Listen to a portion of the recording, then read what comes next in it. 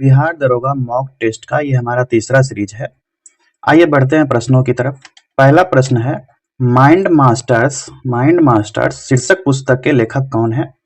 विकल्प है ए नमिता अरोड़ा, बी अनार अली, सी एन चंद्रशेखरन और डी विश्वनाथन आनंद। इस प्रश्न का सही जवाब है विश्वनाथन आनंद। माइंड मास्टर्स पुस्तक के लेखक विश्वनाथन आनंद है। विश्वनाथन आनंद को 1991-92 में प्रथम राजीव गांधी खेल रत्न अवार्ड दिया गया था। अगला प्रश्न है हमारा, मोहनजोदड़ो से प्राप्त पशुपति मोहर में निम्न में से कौन सा पशु नहीं पाया गया है? विकल्प है हिरण, गेंडा, हाथी, शेर। इस प्रश्न का सही जवाब है शेर।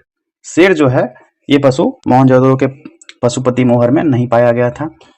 मोहनजोदड़ो से जो पशुपति की मोहर प्राप्त हुआ है, आप लोग गूगल पे सर्च कीजिएगा पशुपति स्टाम्प या पशुपति मोहर।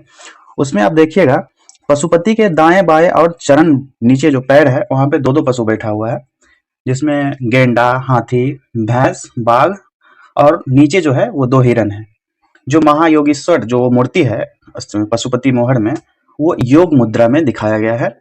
और सर जॉन मार्शल जो थे उसे शिव का प्राचीनतम रूप मानते हैं। शैव धर्म का सबसे प्राचीन संप्रदाय पशुपति संप्रदाय है। अगला प्रश्न देखिए। अगला प्रश्न है, निम्न राजाओं पर विचार कीजिए। पहला अजातशत्रु, बिंदुसार, प्रसेनजीत। इनमें से कौन कौन बुद्ध के समकालीन थे? तो बुद्ध के समकालीन कौन कौन थे? अजातशत्रु और प्रसेनजीत। बिंदुसार नहीं। इसलिए इस प्रश्न का सही जवाब हो गया विकल्प 1 और 3। बुद्ध के समकालीन अजातशत्रु और प्रसेनजीत थे। महात्मा बुद्ध के महापरिनिर्वाण के बाद जब 483 बीसी में अजातशत्रु ने प्रथम बौद्ध संगीति का आयोजन किया था। अजातशत्रु बिंबिसार के पुत्र थे, इसलिए बिंदुसार ऑप्शन नहीं। अजातशत्रु वज्जी संघ पर विजय प्राप्त किए। प्रसेनजीत महात्मा बुद्ध के परम मित्र थे और महात्मा बुद्ध सबसे अधिक वास और उपवास श्रावस्ती में किए थे। प्रसेनजीत जो थे वो कौशल के राजा थे और कौशल राज्य की राजधानी, ये भी एग्जाम में पूछा जा सकता है, कौशल राज्य की राजधानी श्रावस्ती थी। और बिंदुसार का शासनकाल जो था 298 बीसी से 273 बीसी तक रहा।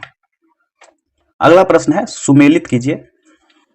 आप लोग थोड़ा टाइम देकर सुमेलित कीजिए। अब देखिए सही से।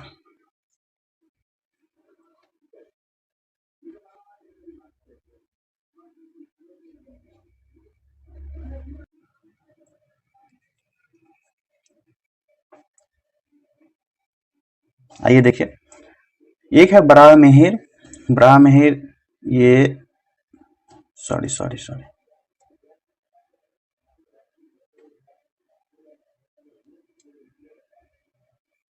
इसका ऑप्शन तीसरा हो गया।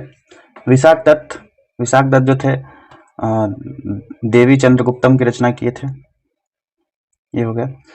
शूद्रक, ये किसका रचना किए थे? मृच्छकटिकम का। और विल्हन द्वारा रचित किया गया है विक्रमांक देव चरित्र।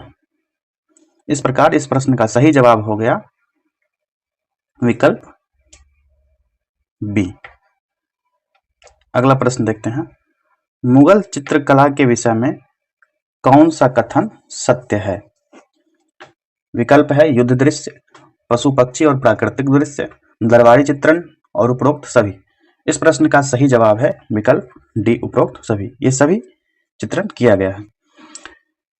मुगल जो काल था उसको स्वर्ण काल कहा जाता है कला के संदर्भ में, और जहांगीर के काल को परिप्रेक्ष्य में देखते हुए। चित्रकला विभाग की स्थापना अकबर द्वारा किया गया था और जहांगीर के आगा राजा के नेतृत्व में आगरा में एक चित्रणशाला की स्थापना की।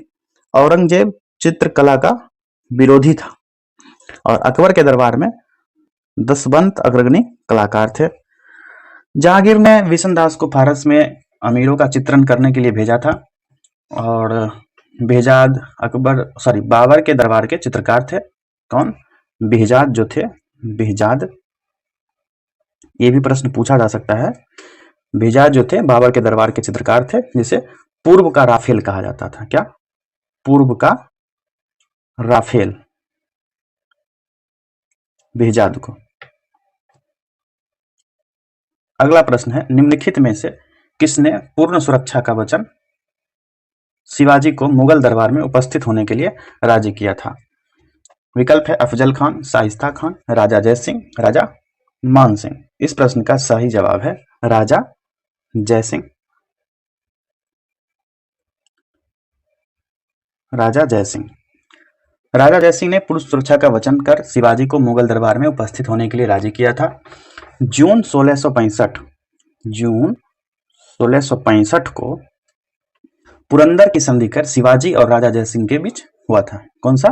पुरंदर की संधि। ये भी प्रश्न पूछा जा सकता है। पुरंदर की संधि जून 1665 को हुआ था। जयसिंह ने कहा था कि मैं शिवा को बंदी बना लूंगा। शिवाजी ने अपने पुत्र संभाजी को आगरा दरबार 1666 ईस्वी में भेजा था और वो भी साथ में गए थे। औरंगजेब ने शिवाजी और संभाजी को बंदी बना लिया और पिता पुत्र को आगरा के जयपुर भवन में रखा गया था और बीजापुर के सेनापति अफजल खां का 1659 में शिवाजी ने हत्या कर दिया। अगला प्रश्न है सुमेलित करने का। फिर से आप लोग को टाइम देते हैं, सुमेलित कीजिए।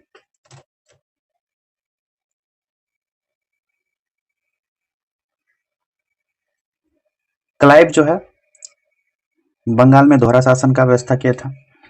दोहरा शासन की व्यवस्था क्लाइव के समय में हुआ था। और अंग्रेजी शिक्षा बैंटिक, अंग्रेजी शिक्षा का। चार्ल्स मेटकाफ प्रेस से प्रतिबंध उसके समय हटा था। करजन के समय में बंगाल विभाजन हुआ था। इस प्रकार इस प्रश्न का सही जवाब हो गया विकल्प ए, पहला विकल्प। 3, 4, 1 और 2। बंगाल में द्वैध शासन 1765 से 72 तक रहा था। 7 मार्च 1835 को अंग्रेजों के फारसी के स्थान पर राजभाषा बनाया गया। 16 अक्टूबर 1905 को बंगाल विभाजन हुआ। 16 अक्टूबर 1905 को बंगाल विभाजन हुआ।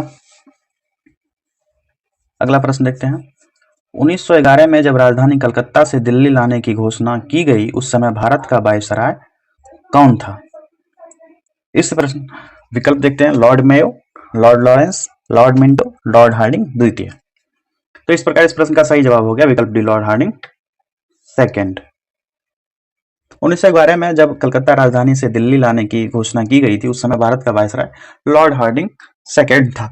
12 दिसंबर 1911 को जब जॉर्ज पंचम ने राजधानी परिवर्तन की घोषणा की 1912 ईस्वी में राजधानी परिवर्तन किया गया। 12 दिसंबर 1911 को घोषणा हुआ और 1912 में राजधानी परिवर्तन कर दिया गया और 1931 से दिल्ली के स्थान पर नई दिल्ली राजधानी बनाया गया। कब? 1931 में। 1912 में तो दिल्ली राजधानी आया और नई दिल्ली 1931 में बनाया गया। वायसराय लॉर्ड इरविन ने दिल्ली को भारत का औपचारिक रूप से राजधानी घोषित कर दिया। कब? तो फरवरी 1931 को। ठीक। जॉन लॉरेंस ने 1864 में शिमला को आधिकारिक रूप से भारत का ग्रीष्मकालीन राजधानी घोषित किया था। ये आप लोग को पिछले एपिसोड में भी बताए थे। अगला प्रश्न देखते हैं। साइमन कमीशन के आने के विरुद्ध भारतीय जन आंदोलन क्यों हुआ? इस प्रश्न का सही जवाब है विकल्प सी, साइमन कमीशन में कोई भी भारतीय सदस्य नहीं था। आप लोग विकल्प पूरा पढ़ लीजिए क्योंकि समय के अभाव के कारण।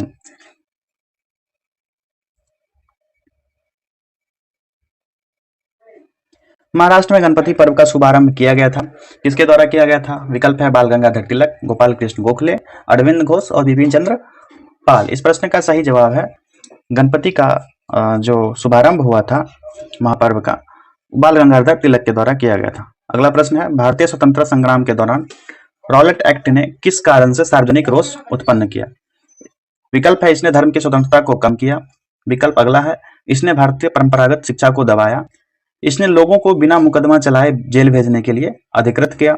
इसने श्रमिक संघ यानी ट्रेड यूनियन की गतिविधियों को नियंत्रित किया। इस प्रश्न का सही जवाब हो गया विकल्प सी, लोगों पर बिना मुकदमा चलाए जेल भेजने के लिए अधिकृत किया गया। इसमें रॉलेट एक्ट जो था इसमें क्या कहा गया था? 1919 में तो लाया गया और बिना कारण बताए किसी व्यक्ति को केवल संदेह के आधार पर बंदी बनाया जा सकता था। और 6 अप्रैल 1919 को गांधी जी द्वारा रॉलेट एक्ट का राष्ट्रीय व्यापक विरोध प्रारंभ किया गया। अगला प्रश्न है 1854 की वुड विज्ञप्ति में अव्यक्त शिक्षा का लक्ष्य था। चारों विकल्प दिए गए हैं। इस प्रश्न का सही जवाब है विकल्प बी, भारत में पाश्चात्य भाषा, शिक्षा, कला, विज्ञान और संस्कृति को बढ़ावा देना।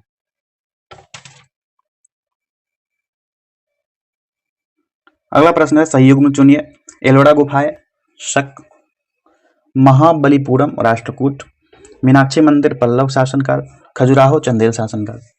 इसका सही जवाब हो गया हमारा विकल्प डी, खजुराहो। खजुराहो का जो मंदिर है चंदेल शासन के काल में बनाया गया। खजुराहो जो है छतरपुर जिला के मध्य प्रदेश में अवस्थित है। राजा धंग ने राजधानी कालिंजर से खजुराहो में स्थानांतरित की थी और खजुराहो में कंदड़िया महादेव का मंदिर भी है। ये भी प्रश्न पूछा जाता है अक्सर। और चतुर्भुज मंदिर भी खजुराहो में ही स्थित है। महाबलीपुरम का मंदिर पल्लव वंश द्वारा बनाया गया। इसका जो ये विकल्प है राष्ट्रकूट, ये पल्लव के द्वारा बनाया गया था। ये पल्लव के द्वारा बनाया गया था, पल्लव वंश के द्वारा।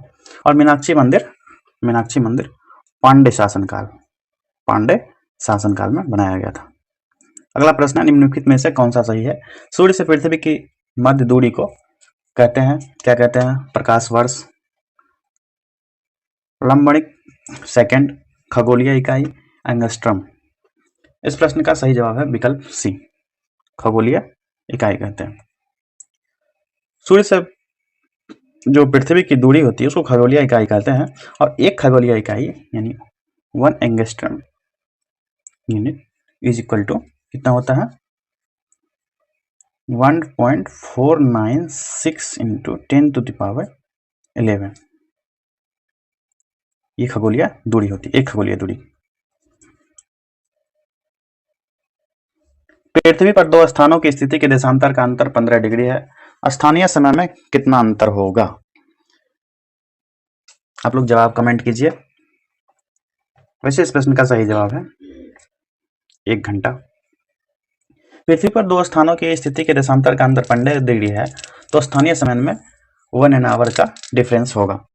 पृथ्वी को 24 समय जोन में विभाजित किया गया है और इन समय जोनों को जीएमटी और मानक समय के 1 घंटे के अंतराल के आधार पर विभाजित किया गया है।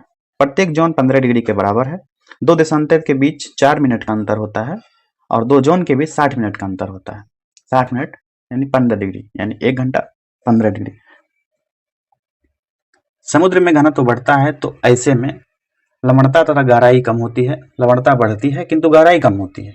मतलब विकल्प है लवणता और गहराई दोनों बढ़ती है, लवणता घटती है और गहराई बढ़ती है। इस प्रश्न का सही जवाब हो जाएगा हमारा विकल्प सी। समुद्र में घनत्व बढ़ता है तो ऐसे में लवणता और गहराई दोनों साथ साथ बढ़ती है। समुद्री जल के घनत्व नदी जल के घनत्व से अधिक होता है और समुद्री जल की लवणता औसत लगभग 35 ग्राम प्रति 1000 ग्राम होता है।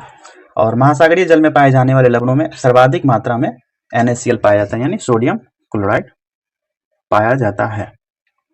लवणता के संघटकों में क्लोरीन सबसे ज्यादा मिलने वाला तत्व है। क्लोरीन जो है सबसे ज्यादा, जहां लवणीय क्षेत्र होगा सबसे ज्यादा ये तत्व मिलता है। और महासागरों में नदियों द्वारा लाए गए लवणों में कैल्शियम की मात्रा सबसे ज्यादा होती है। इसकी कैल्शियम की मात्रा सबसे ज्यादा होती है जो नदी द्वारा महासागर में लवण लाए जाते हैं उसमें। और सर्वाधिक लवणता तुर्की के वान झील का है। कौन से झील का? तुर्की के वान झील। ये वान झील जो है इसमें जो लवणता है 330% लवणता पाई जाती है। अगला प्रश्न है 2 पाउच अकेले कार्य करते हुए एक टंकी को क्रमशः 42 घंटे, और ये गणित का प्रश्न है, इसको सारे सीरीज करने के बाद एक ही सीरीज में लगभग 50 से 60 प्रश्न का सीरीज लाएंगे। अगला प्रश्न देखते हैं निम्नलिखित में से कौन सा भारत की सर्वोच्च पर्वत शिखर है? एवरेस्ट, नंगा पर्वत, K2, कंचनजंगा। इस प्रश्न का सही जवाब है विकल्प सी, केटू जो है सबसे सर्वोच्च शिखर वाला पर्वत है। इसकी ऊंचाई जो है, केटू की ऊंचाई 8,611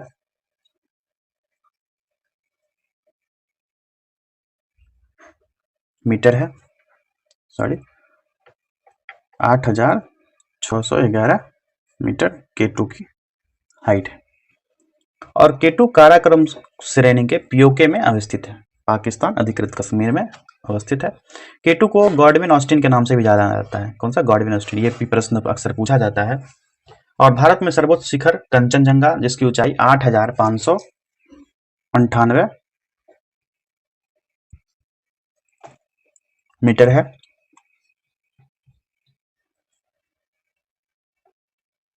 इसका हो गया। और नंगा पर्वत जो है, नंगा पर्वत की ऊंचाई जो है 8,126 मीटर है। और अन्नपूर्णा पर्वत जो है, अन्नपूर्णा पर्वत है, उसकी ऊंचाई जो है 8,078 मीटर है। ये सब फैक्ट्स आप लोग गूगल से भी सर्च करके देख सकते हैं। ये सब प्रश्न अक्सर पूछे जाते हैं एग्जाम में।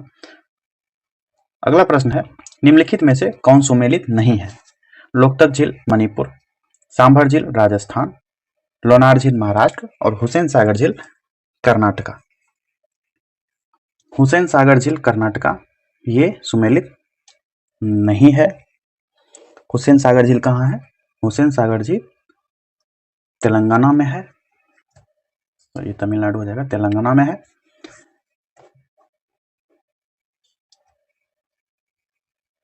सांभर झील ये राजस्थान में है। लोनार झील महाराष्ट्र में है और लोकतक झील मणिपुर। ये सब विकल्प सारे सही थे। सिर्फ और सिर्फ हुसैन सागर झील कर्नाटका में नहीं है, ये तेलंगाना में है। ऐसे बहुत सारे झील हैं भारत में, आप लोग गूगल करके देख लीजिएगा। अक्सर कुछ ऐसे झील हैं जिनको मैं व्हाट्सएप ग्रुप से आप लोग जुड़ जाइएगा। ये हमारा व्हाट्सएप ग्रुप का नंबर है।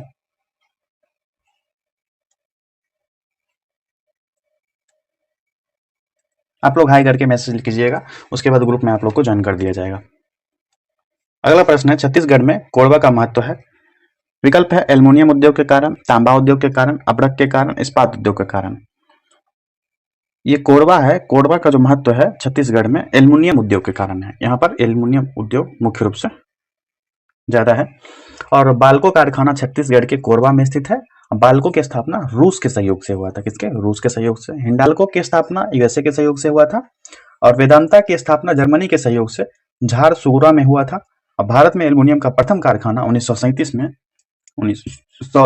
में जेके नगर पश्चिम बंगाल में हुआ था, वेस्ट बंगाल में हुआ था। और 1938 ईस्वी में मूडी, अलवाए, वेलूर और हीराकुंड में स्थापित किया गया। और सबसे महत्वपूर्ण है बॉक्साइट, जो कि अक्सर क्वेश्चन पूछा जाता है। ये एल्युमिनियम का एक प्रमुख अयस्क है। अगला प्रश्न है, राजाजी राष्ट्रीय पार्क किस जानवर का प्राकृतिक आवास है? इस प्रश्न का सही जवाब आप लोग कमेंट जरूर करें। बहुत ही इजी प्रश्न है।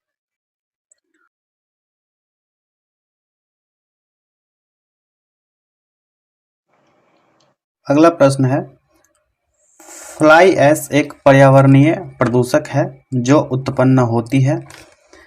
विकल्प है तापीय शक्ति संयंत्रों द्वारा, जिसको थर्मल पावर प्लांट भी कहते हैं। दूसरा विकल्प है तेल शोधक कारखानों द्वारा। तीसरा विकल्प है उर्वरक संयंत्रों द्वारा। और चौथा विकल्प है स्ट्रिप माइनिंग द्वारा। इस प्रश्न का सही जवाब है विकल्प ए, तापीय शक्ति संयंत्र द्वारा। अगला प्रश्न है, निम्नलिखित में से कौन सुमेलित नहीं है? विकल्प है विश्व पर्यावरण सम्मेलन स्टॉकहोम 1972, वियना सम्मेलन 1982, मॉन्ट्रियल प्रोटोकॉल 1987, प्रथम पृथ्वी सम्मेलन 1992। इस प्रश्न का सही जवाब है विकल्प बी, वियना सम्मेलन। ये सुमेलित नहीं है, क्योंकि वियना सम्मेलन जो है 1982 नहीं 85 में हुआ था। 1985 में वियना सम्मेलन ओजोन परत संरक्षण से संबंधित के लिए हुआ था। और विश्व पर्यावरण सम्मेलन स्टॉकहोम में 1972 में हुआ, जो कि 5 जून से 18 जून तक चला था। आइए अगला प्रश्न देखते हैं। ये गणित का प्रश्न है। आपको बताया गया है कि एक वीडियो सेपरेट इसके लिए बनाया जाएगा गणित और रीजनिंग का।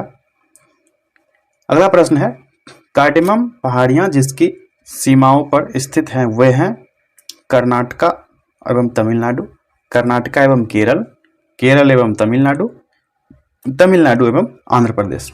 इस प्रश्न का सही जवाब है कार्डेमम पहाड़ियाँ जो है केरल और तमिलनाडु के सीमाओं पर स्थित है, विकल्प सी। अगला प्रश्न देखते हैं, अंतर्राष्ट्रीय दिनांक रेखा जिसे इंटरनेशनल डेडलाइन जो है वो खींची जाती है, कहाँ से खींची जाती है? विकल्प है अफ्रीका से होकर, एशिया से होकर, प्रशांत महासागर से होकर, अगला विकल्प है अटलांटिक महासागर से होकर। इस प्रश्न का सही जवाब है विकल्प सी, प्रशांत महासागर से होकर, प्रशांत महासागर से होकर अंतर्राष्ट्रीय दिनांक रेखा खींची जाती है। 180 डिग्री देशांतर को अंतर्राष्ट्रीय तिथि रेखा कहा जाता है। अगला प्रश्न है, ये गणित का प्रश्न है, उसका अगला प्रश्न है, निम्नलिखित स्थलों या स्मारकों पर विचार कीजिए। विकल्प तो आगे है, पहले इसको देख लेते हैं। चंपानेर, पावागढ़ पुरातत्व उद्यान, छत्रपति शिवाजी रेलवे स्टेशन मुंबई, मामल्लपुरम तमिलनाडु, सूर्य मंदिर कोणार्क।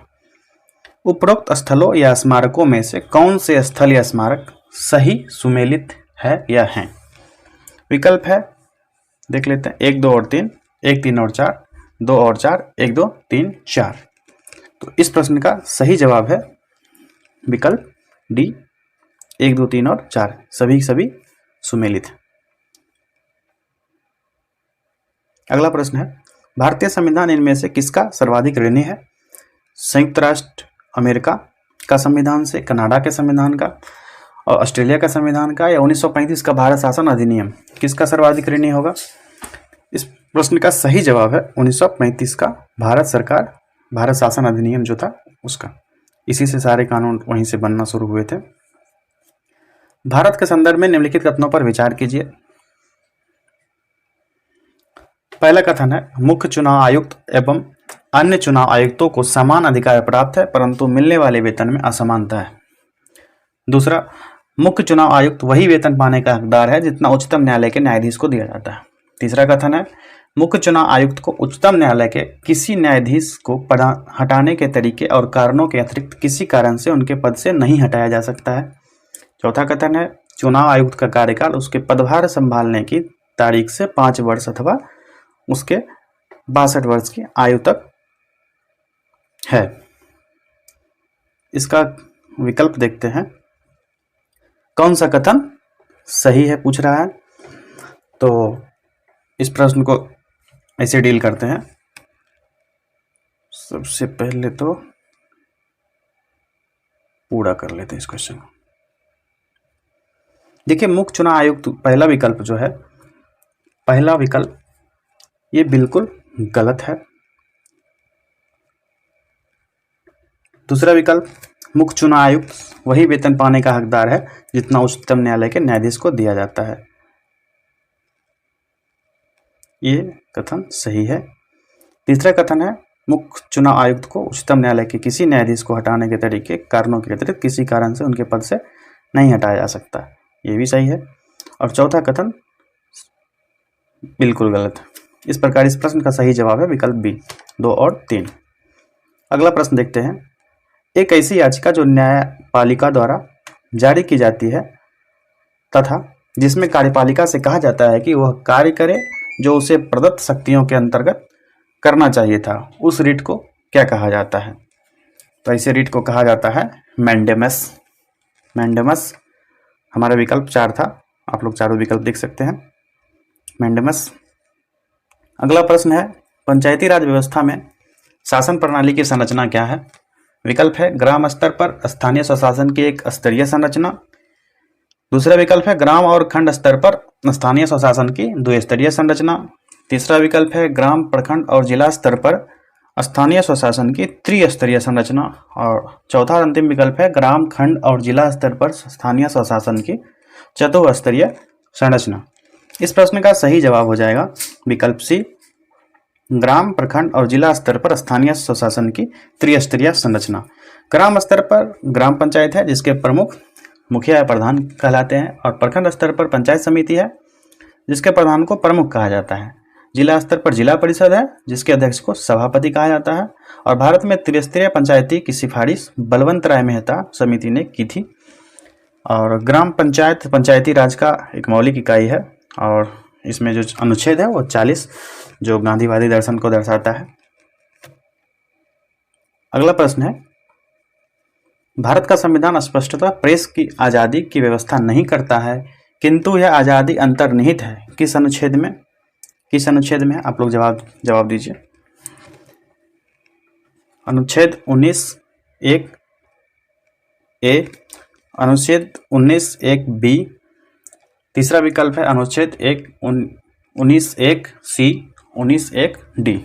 इस प्रश्न का सही जवाब है विकल्प ए, अनुच्छेद 19(1) ए, article 19 clause 1 sub clause A.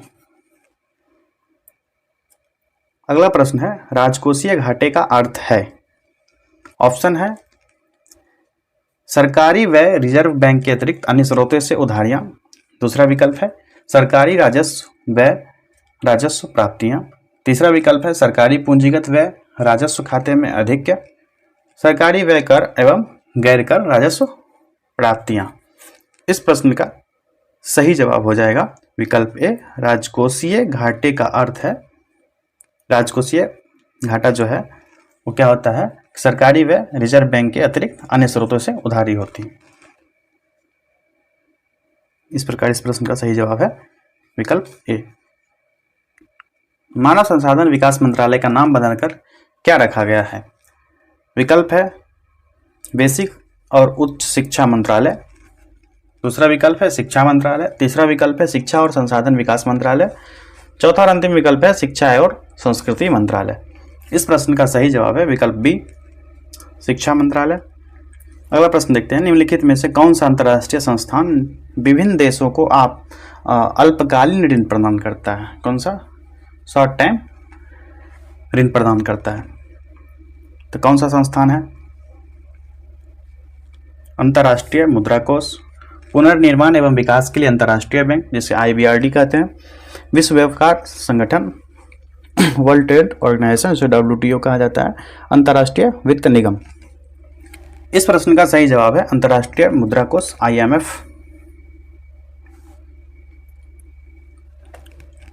IMF सदस्य देशों को भुगतान संतुलन में सहयोग देता है और IMF की मुख्यालय जो है वाशिंगटन DC में है।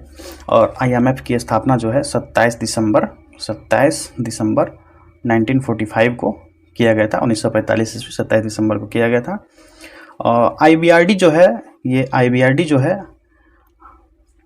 IBRD दीर्घकालिक ऋण उपलब्ध कराता है, लॉन्ग टाइम के लिए उपलब्ध कराता है। और IBRD को विश्व बैंक के नाम से जाना जाता है, यानी वर्ल्ड बैंक के नाम से जाना जाता है।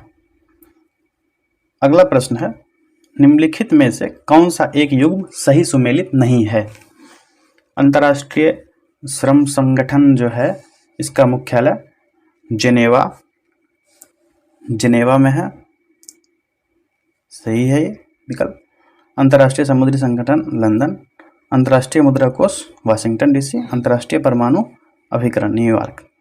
ये अंतर्राष्ट्रीय परमाणु अभिकरण ये न्यूयॉर्क, ये सुमेलित नहीं है। इसका मुख्यालय जो है ये वियना में है। कहाँ है? वियना में है। इसकी स्थापना जो है 29 जुलाई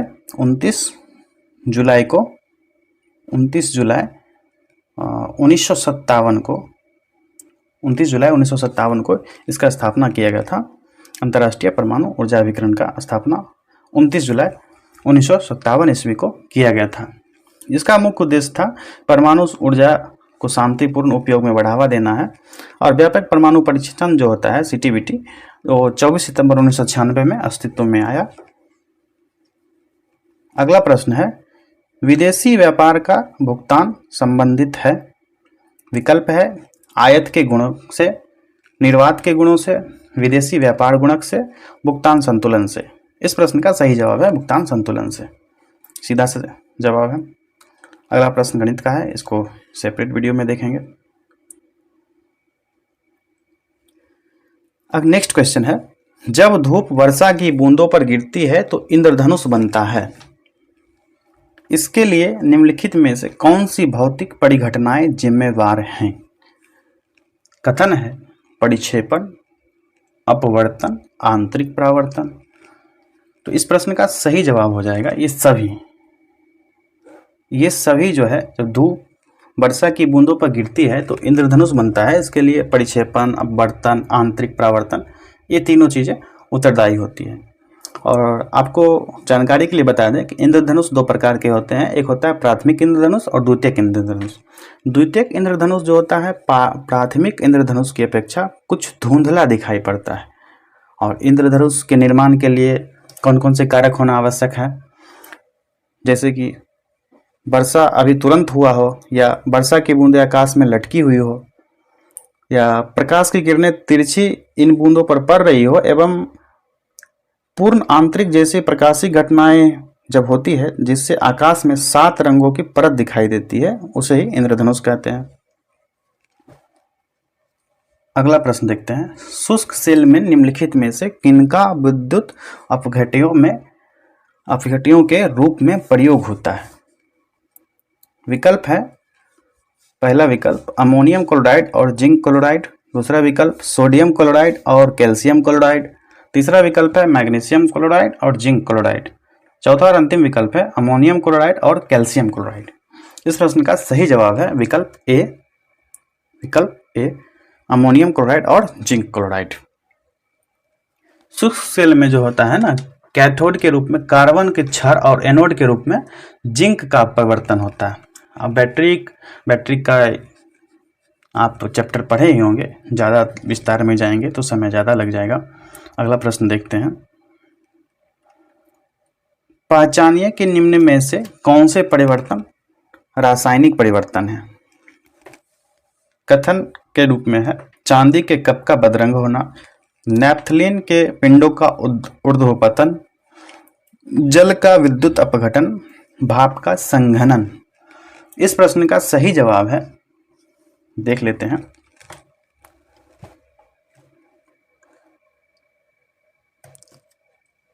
चांदी के कप का बदरंग होना, ये सही है। नैप्थलीन के पिंडों का ऊर्ध्वपतन गलत है। जल का विद्युत अपघटन सही है, और भाप का संघनन ये गलत। इस प्रकार इस प्रश्न का सही जवाब हो जाएगा विकल्प सी। चांदी का कप जो होता है वायु में उपस्थित हाइड्रोजन सल्फाइड, इससे अभिक्रिया कर सिल्वर सल्फाइड का निर्माण करता है, जिससे अभिक्रिया कर इसका रंग काला हो जाता है। कैसे? इसका देख लेते हैं थोड़ा। हाइड्रोजन सल्फाइड से अभिक्रिया जब करता है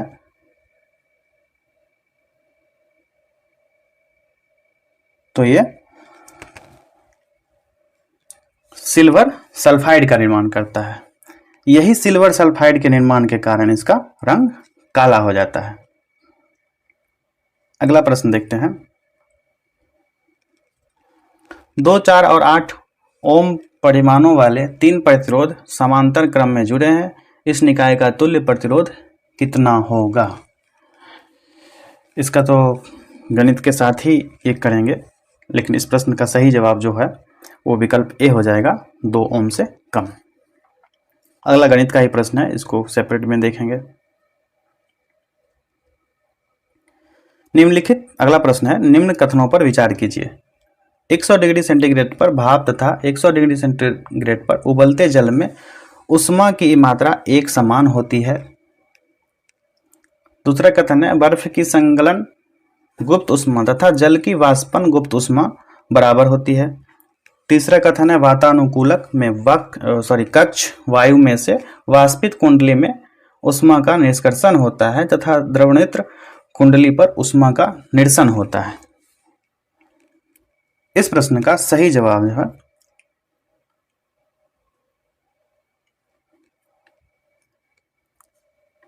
ये हो जाएगा तीसरा ऑप्शन।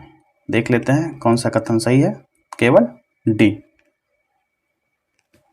क्योंकि देखिए वातानुकूलक में कक्ष वायु से वाष्पित कुंडली में ऊष्मा का निष्कर्षण होता है और द्रवनित कुंडली पर ऊष्मा का निर्षण होता है।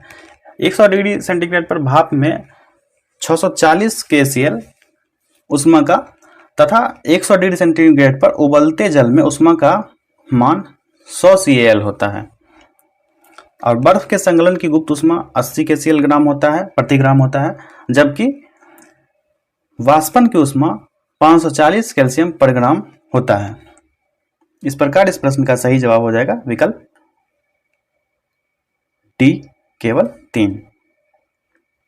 अगला प्रश्न है, कठोर जल के गुणधर्म के विषय में निम्न में से कौन सा ऐसे कथन सही है या है। कथन है, जल की अस्थायी कठोरता जिसमें उपस्थित विलय मैग्नीशियम और कैल्शियम हाइड्रोजन कार्बोनेट के कारण होती है।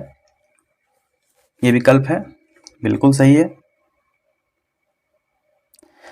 दूसरा कथन है, जल की अस्थायी कठोरता उबालने से समाप्त की जा सकती है। ये भी कथन सही है। तीसरा कथन है, जल की अस्थायी कठोरता दूर करने के लिए फाल्कन विधि का प्रयोग किया जाता है। जल की अस्थायी कठोरता को दूर करने के लिए फाल्कन विधि का प्रयोग किया जाता है। ये कथन गलत है, ये उबालने से ही समाप्त हो जाती है।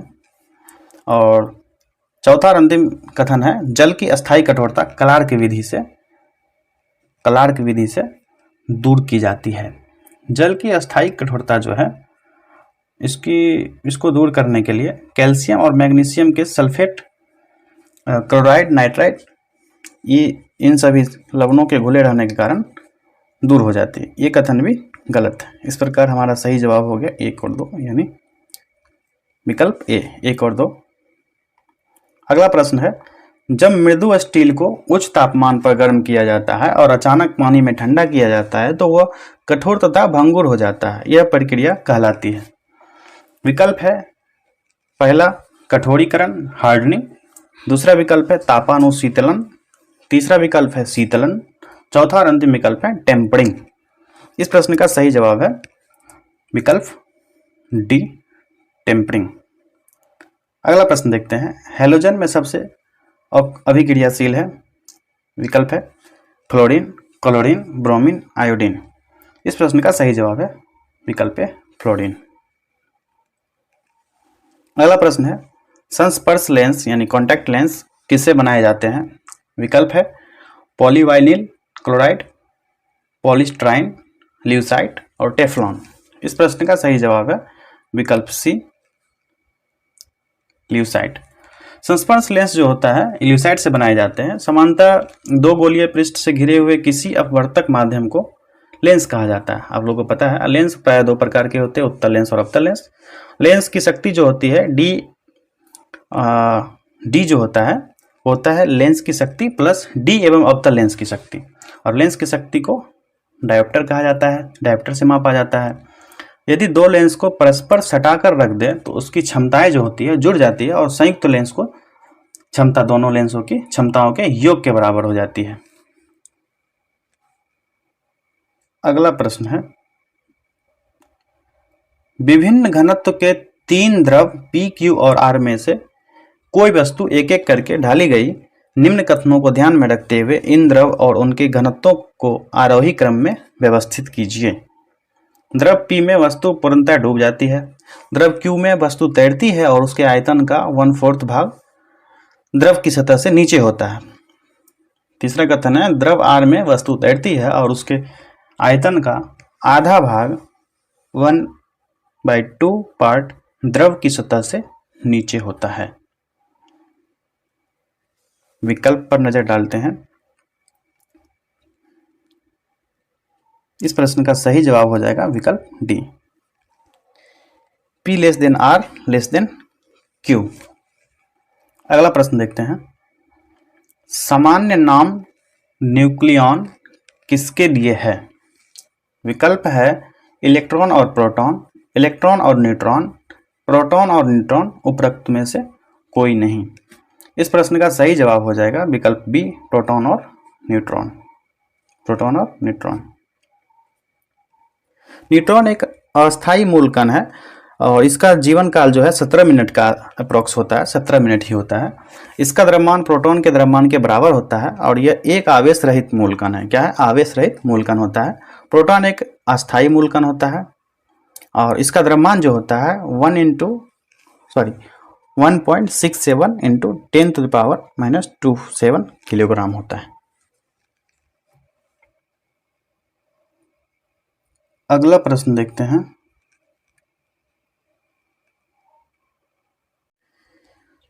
जीवाश्म की आयु कार्बन के दो समस्थानिकों के अनुपात का निर्धारण कर मालूम की जा सकती है। वे समस्थानिक कौन से हैं? C12 और C13, C13 और C14, C12 और C14, C13 और कार्बन ब्लैक। इस प्रश्न का सही जवाब है विकल्प सी, C12 और C14। C12 जो है अविघटनशील तत्व है और C14 जो है विघटनशील तत्व है। C14 वायुमंडल से प्रतिक्रिया कर एक निश्चित अनुपात में क्षय हो जाता है और C14 जो तिथि निर्धारण की सबसे लोकप्रिय और प्रभावशाली विधि है, जिसको हिस्ट्री में C14 पद्धति के नाम से भी जानते हैं। और कार्बन डेटिंग पद्धति का विकास लीबी नामक वैज्ञानिक ने 1940 में किया था। कौन सा? लीबी नामक वैज्ञानिक ने 1940 ईस्वी में किया था। अगला प्रश्न देखते हैं। यदि दूध को काफी समय तक बिना ढके रखा जाए तो दूध खट्टा हो जाता है। यह निम्नलिखित में से किसके कारण होता है? विकल्प है लैक्टिक अम्ल, कार्बोनिक अम्ल, कार्बोलिक अम्ल, एसिटिक अम्ल। इस प्रश्न का सही जवाब हो जाएगा विकल्प ए, लैक्टिक अम्ल, लैक्टिक एसिड। लैक्टिक अम्ल के कारण दूध को काफी समय तक बिना ढके रखा जाए तो दूध खट्टा हो जाता है और दूध से दही निर्माण प्रक्रिया में लैक्टिक बेसिली करता है। मांसपेशियों में लैक्टिक अम्ल के जमाव के कारण थकान का अनुभव होता है और ग्लूकोज में अवायवीय श्वसन के उपरांत मांसपेशी में लैक्टिक अम्ल का निर्माण होता है। और जब ग्लूकोज का नाम ले लिए हैं तो ग्लूकोज का सूत्र भी बता देते हैं, C6H12O6। और ग्लूकोज एल्डो शर्करा होता है। कौन सा? एल्डो शर्करा होता है। अगला प्रश्न देखते हैं। अनाजों और तिलहनों के अनुपयुक्त रखरखाव और भंडारण के परिणाम स्वरूप आविशों का उत्पादन होता है, जिसे अफ्लाटॉक्सिन के नाम से जाना जाता है, जो सामान्यतः भोजन बनाने की आम विधि द्वारा नष्ट नहीं होते। अफ्लाटॉक्सिन किसके द्वारा उत्पादित होते हैं? विकल्प है जीवाणु, प्रोटोजोआ, फफूंदी, विषाणु। इस प्रश्न का सही जवाब हो जाएगा विकल्प सी, फफूंदी। अनाजों और तिलहनों का अनुपयुक्त रखरखाव भंडारण के परिणाम स्वरूप आविशों का उत्पादन होता है। ये जो होता है फफूंदी के कारण ये जो दिक्कतें आती है, अफ्लाटॉक्सिन उत्पादित इसी के कारण होता है। और जीवाणु नाम जो है एहरेनबर्ग द्वारा दिया गया था। जीवाणु जो नाम है एहरेनबर्ग द्वारा दिया गया था। और सर्पिलाकार जीवाणु स्प्रिंग या स्क्रू के आकार की होती है और बेसिलस का आकार छरनुमा या बेलनाकार होता है। और एक बात और आपको बता दूं कि चर्म उद्योग में चमड़े से बालों और वसा को हटाने का कार्य जो होता है जीवाणु के द्वारा ही किया जाता है। इसे चमड़ा कमाना यानी टैनिंग कहते हैं, टैनिंग। और फूड पॉइजनिंग पेट से संबंधित एक संक्रमण है जिसे स्टेफिलोकोकस नामक बैक्टीरिया के कारण होता है। कौन सा? स्टेफिलोकोकस। अगला प्रश्न देखते हैं। विटामिन B12 की कमी प्रणाशी अवरक्तता का कारक है। जंतु विटामिन B12 का संश्लेषण नहीं कर सकते। मानवों को अपना सारा विटामिन B12 अपने आहार से ही प्राप्त करना होता है। विटामिन B12 में कौन सा संकुलन धातु आयन होता है?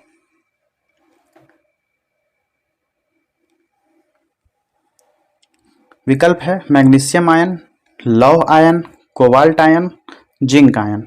इस प्रश्न का सही जवाब हो जाएगा विकल्प सी, कोबाल्ट आयन। B12 का रासायनिक नाम B12 का रासायनिक नाम है साइनोकोबालामिन और B12 की कमी से एनीमिया और पांडु रोग होता है। अगला प्रश्न देखते हैं। निम्नलिखित पोषक तत्वों में से किस एक का दुग्ध दुर्बल स्रोत है?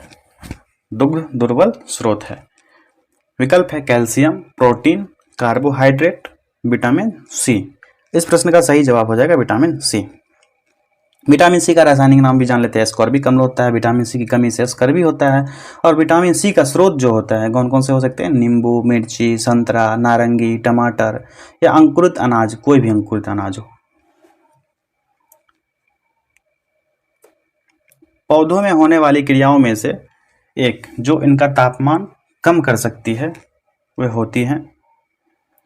विकल्प है प्रकाश संश्लेषण, वाष्पोत्सर्जन, जलीय अपघटन, श्वसन। इस प्रश्न का सही जवाब हो जाएगा वाष्पोत्सर्जन। अगला प्रश्न देखते हैं। ऑक्सीजन की उपस्थिति में ग्लूकोज के कार्बन डाइऑक्साइड एवं जल के ऊर्जा निर्मुक्त होने के साथ पूर्ण रूपांतरण होने को कहते हैं।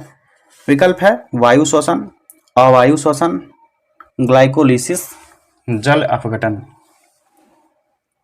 इस प्रश्न का सही जवाब जो हो जाएगा हमारा विकल्प ए वायु श्वसन।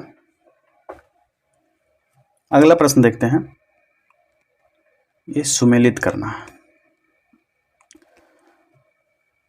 आप लोग सुमेलित कीजिए थोड़ा।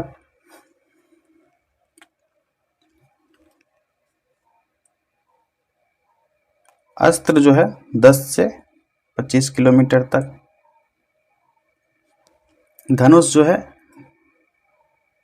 150 किलोमीटर तक, त्रिशूल जो है मैक्सिमम 9 किलोमीटर तक और आकाश जो है 25 किलोमीटर तक।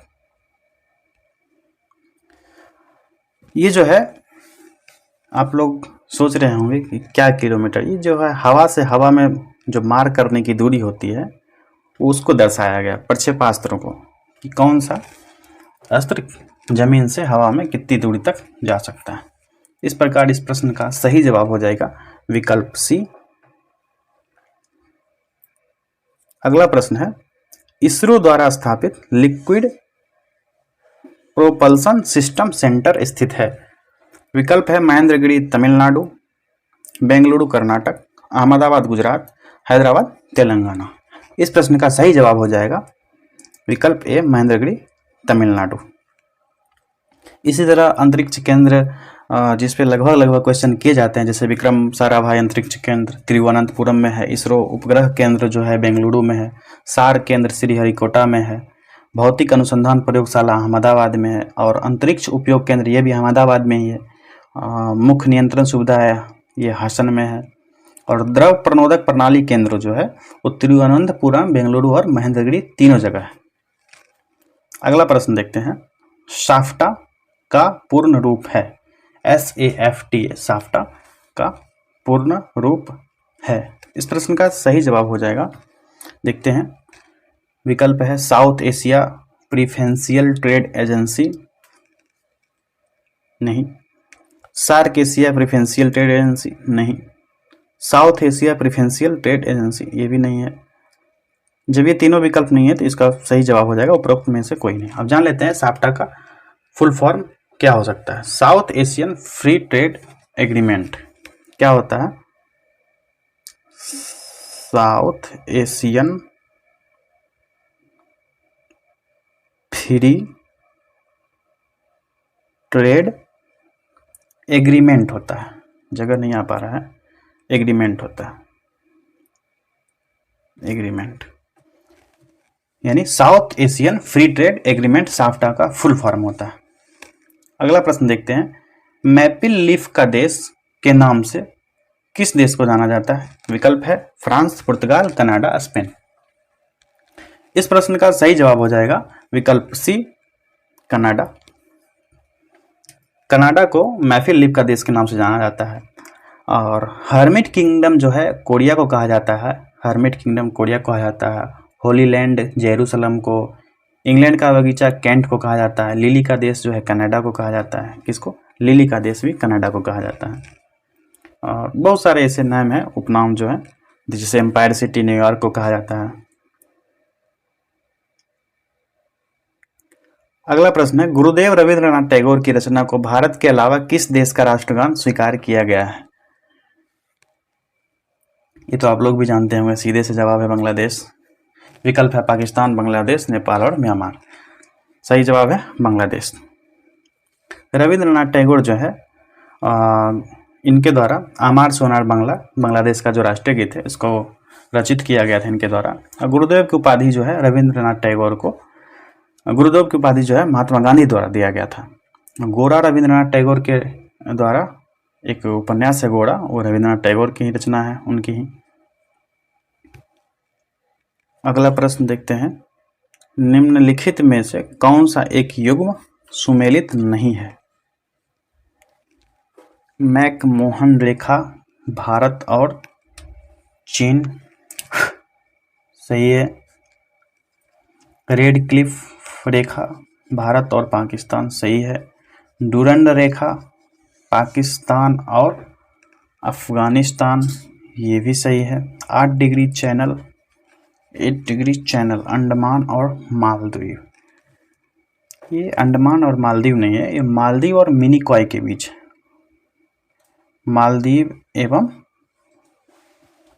मिनिकॉय के बीच है, मिनिकॉय के बीच है।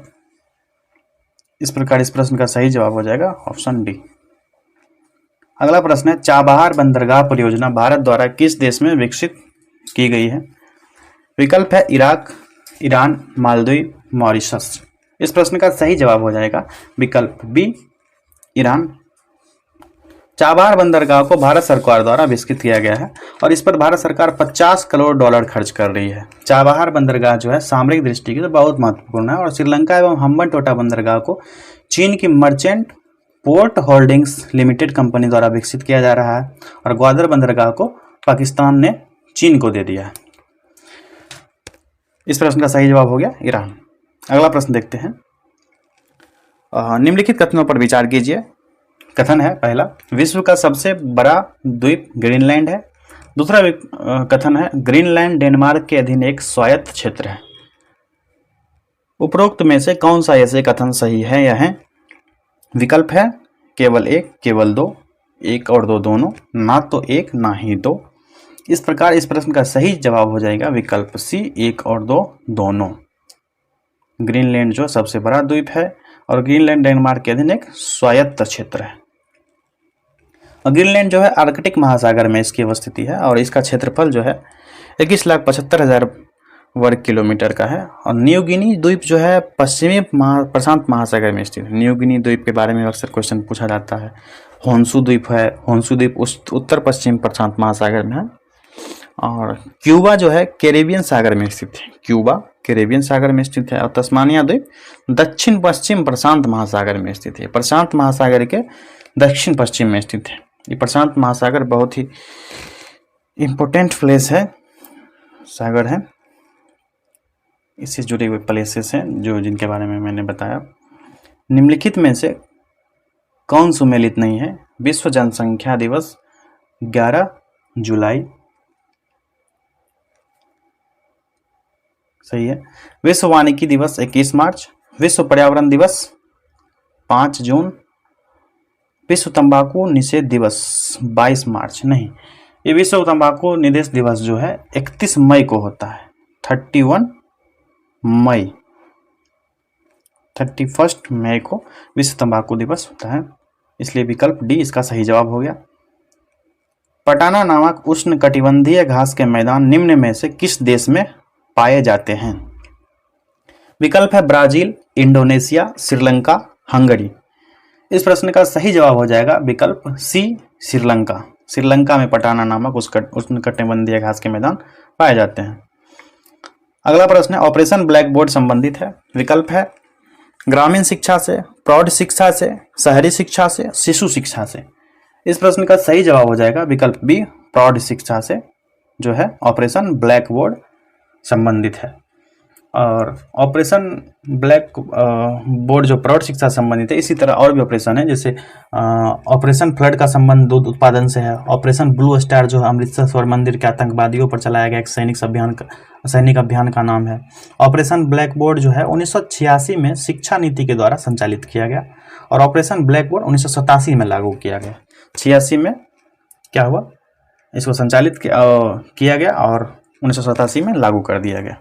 अगला प्रश्न है भारतीय उपमहाद्वीप में बोले जाने वाली भाषाओं में बोलने वालों की सर्वाधिक संख्या के आधार पर हिंदी के बाद किसका नंबर आता है?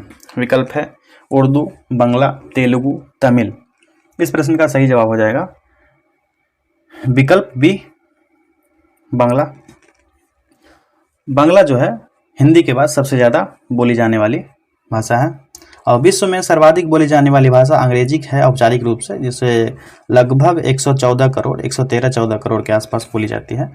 और मंदारिन दूसरी भाषा है जो विश्व की 112 करोड़ के आसपास बोली जाती है। विश्व की तीसरी सबसे अधिक बोली जाने वाली भाषा हिंदी है, ये हम वर्ल्ड लेवल पर बता रहे हैं आपको। और तीसरी सबसे अधिक बोली जाने वाली भाषा हिंदी है और तीसरी ही लगभग तेलुगु भी है। और उर्दू बिहार का दूसरा राज्य भाषा है। बिहार के संदर्भ में अगर हम बिहार दरोगा का देख रहे हैं सेट, तो लगभग उर्दू जो है, उर्दू भी लगभग बोली जाती है। इस प्रश्न का वैसे जवाब हो गया विकल्प बी, बांग्ला। दूसरा नंबर आता है भारतीय उपमहाद्वीप के संदर्भ में। अगला प्रश्न है, निम्नलिखित धार्मिक समुदाय में से कौन सा समुदाय कैवल्य का अभ्यास करता है? विकल्प है बौद्ध, जैन, हिंदू, यहूदी। इस प्रश्न का सही जवाब हो जाएगा विकल्प बी, जैन। कैवल्य का अभ्यास जो होता है जैन धर्म के मानने वाले करते हैं। कैवल्य को जो है परम ज्ञान कहते हैं, जैन धर्म में परम ज्ञान कहते हैं। जैन धर्म का मुख्य उद्देश्य कैवल्य प्राप्त करना है। जैन धर्म सनातन धर्म के बाद सबसे प्राचीनतम धर्मों में से एक है। ओल्ड टेस्टामेंट जो है यहूदी धर्म का एक महत्वपूर्ण पुस्तक है और त्रिपिटक जो है बौद्ध धर्म का मुख्य साहित्य है। त्रिपिटक बौद्ध धर्म का साहित्य है और यहूदियों का जो है ओल्ड टेस्टामेंट। अगला प्रश्न देखते हैं, निम्नलिखित में से किस राज्य या संघ राज्य क्षेत्र में जड़वा जनजाति रहती है? कौन सी जनजाति? जड़वा जनजाति। जड़वा जनजाति रहती है। विकल्प है अरुणाचल प्रदेश, असम, अंडमान तथा निकोबार द्वीप समूह, लक्षद्वीप द्वीप समूह। इस प्रश्न का सही जवाब हो जाएगा विकल्प सी, अंडमान निकोबार द्वीप समूह। यहाँ पर जड़वा जनजाति रहती है और यहीं पर ओंजे, सेंटलीज, सेम्पेन ये सभी जनजातियाँ लगभग रहती है। 2011 के जनगणना के अनुसार भारत में 8.6% जनजाति की संख्या है। भारत में लगभग 550 जनजाति 550 जनजातियाँ पाए जाते हैं और अरुणाचल प्रदेश में, असम में, इन सभी राज्यों में जनजातियों की संख्या अधिक है। झारखंड हो गया, बिहार में भी है। अगला प्रश्न देखते हैं, बिहार पंचायती राज अधिनियम के अनुसार ग्राम पंचायत का कोई सदस्य हस्तलिखित आवेदन मुखिया को समर्पित कर त्याग पत्र दे सकता है। आवेदन समर्पित करने के कितने दिनों बाद त्याग पत्र प्रभावी माना जाएगा? विकल्प है 7 दिनों बाद, 15 दिनों बाद, 21 दिनों बाद, 28 दिनों बाद, जिसमें रविवार शामिल नहीं किया जाएगा। रविवार को शामिल नहीं किया जाएगा। इस प्रश्न का जो सही जवाब हो जाएगा हमारा विकल्प ए हो जाएगा। विकल्प ए 7 दिनों के बाद प्रभावी मान लिया जाएगा। और जिला पंचायती राज अधिकारी त्यागपत्र को स्वीकार करती है और बिहार राज्य अधिनियम 2006 जो पारित किया गया है, इसमें 50% महिलाओं को सर्वप्रथम बिहार में आरक्षण दिया गया था। अगला प्रश्न देखते हैं, भारत के किस राज्य में स्थित देहिंग पटकाई वन्यजीव अभयारण्य को राष्ट्रीय उद्यान में अपग्रेड किया जा रहा है? विकल्प है उत्तराखंड, पश्चिम बंगाल, अरुणाचल प्रदेश, असम। इस प्रश्न का सही जवाब हो जाएगा असम। असम में जो है देहिंग पटकाई वन्यजीव। बढ़ते हैं अगले प्रश्न की तरफ, निम्न में से किस संगठन से मेजनी का संबंध था? विकल्प है डायट, सेना, कार्बोनरी, फिलिक, हेटारिया। इस प्रश्न का सही जवाब है विकल्प सी, कार्बोनरी। अगला प्रश्न है, निम्न में से किसने रक्त एवं लौह की नीति का अवलंबन किया था? विकल्प है हिटलर, विलियम प्रथम, बिस्मार्क, मेजनी। इस प्रश्न का सही जवाब है विकल्प सी, बिस्मार्क। अगला प्रश्न है, निम्न में से किस भारतीय को नोबेल पुरस्कार नहीं मिला है? क्या है? नहीं मिला है यहाँ बोल रहा है। यही गलती हो जाती है एग्जाम में, नोबेल पुरस्कार मिला है सोच के उल्टा सीधा ऑप्शन चूज कर लेते हैं हम लोग। तो इसका विकल्प देखते हैं। पहला विकल्प है वीएस नायपॉल, दूसरा है एस चंद्रशेखर, तीसरा एमके गांधी और चौथा आर.एन. टैगोर यानी रविन्द्रनाथ टैगोर। इस प्रश्न का सही जवाब है विकल्प सी, गांधी जी को नोबेल पुरस्कार नहीं मिला है। गांधी जी को 5 बार 1937, 38, 39 और 1947 तक और 1948 में शांति पुरस्कार हेतु नामित किया गया, लेकिन उन्हें एक बार भी पुरस्कार हेतु चुना नहीं गया। वी.एस. नायपॉल जो हैं, वी.एस. नायपॉल, इनको जो है 2001 में साहित्य का नोबेल पुरस्कार दिया गया था। अगला प्रश्न है, नेट वेस्ट ट्रॉफी निम्न में से किस खेल से संबंधित है? विकल्प है क्रिकेट, हॉकी, फुटबॉल, गोल्फ। इस प्रश्न का सही जवाब है नेट वेस्ट ट्रॉफी जो है क्रिकेट खेल से संबंधित है। किससे? क्रिकेट खेल से संबंधित है। क्रिकेट खेल से संबंधित है, इसलिए विकल्प ए सही है। और क्रिकेट खेल जो है इसका जन्मदाता इंग्लैंड को माना जाता है और विश्व का पहला क्रिकेट क्लब जो है हैम लंदन में 1760 के दशक में बना था और मेरीलिवन क्रिकेट क्लब वर्ष 1787 में।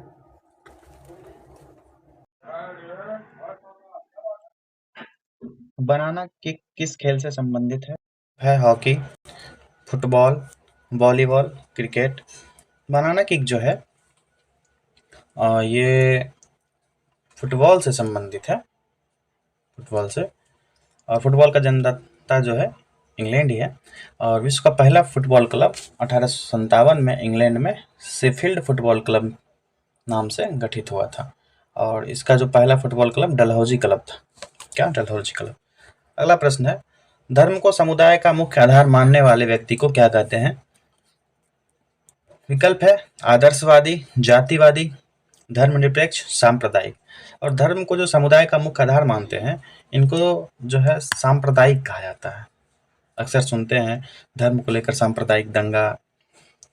और एक समुदाय का धर्म के लोगों द्वारा दूसरे समुदाय का धर्म के विरुद्ध किए जाने वाले शत्रु भाव को सांप्रदायिकता के रूप में अभिव्यक्त किया जाता है। अगला प्रश्न है, सामाजिक दर्जा का अर्थ क्या है? विकल्प है व्यक्ति से अपेक्षा, प्रथागत सम्मान, समूह में व्यक्ति, व्यवसाय की प्रकृति का स्थान। इस प्रश्न का जो सही जवाब है विकल्प सी हो जाएगा, समूह में व्यक्ति। क्या? समूह में व्यक्ति।